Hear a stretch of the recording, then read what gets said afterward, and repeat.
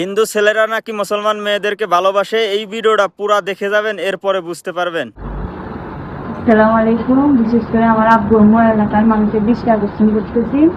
আপনারা জানতে ফ্যামিলির সাথে যা করতেছেন আমি তো ওষুধ করতেছেন না, কারণ ও আমাকে আনতে চায় না। আমি নিজ ইচ্ছায় আইছি, চট্টগ্রামও নিজে একাই আইছি, ও যায় নাই।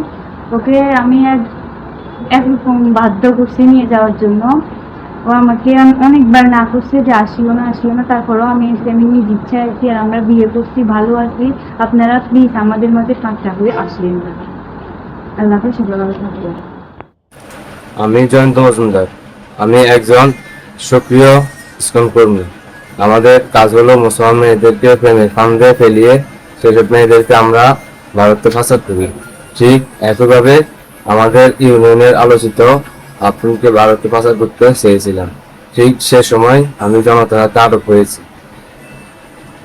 আফরিনকে আমি যে ভিডিওটি বানাতে বলছিলাম ওটা জোর করে বলছিলাম আমার আব্বু আম্মুকে জেল থেকে বাইর করানোর জন্য। বিষয়টা খেয়াল করছেন? মানে প্রেমের ফাঁদে ফেলায়া এ নিজে শিকার যাচ্ছে, ভারতে পাচার করে দেয় মুসলিম মেয়েদের। এই শালার পুতেরে এখনো ধরার পরে আপনারা এরে বাঁচায় রাখেন কে? এটা আমার প্রশ্ন।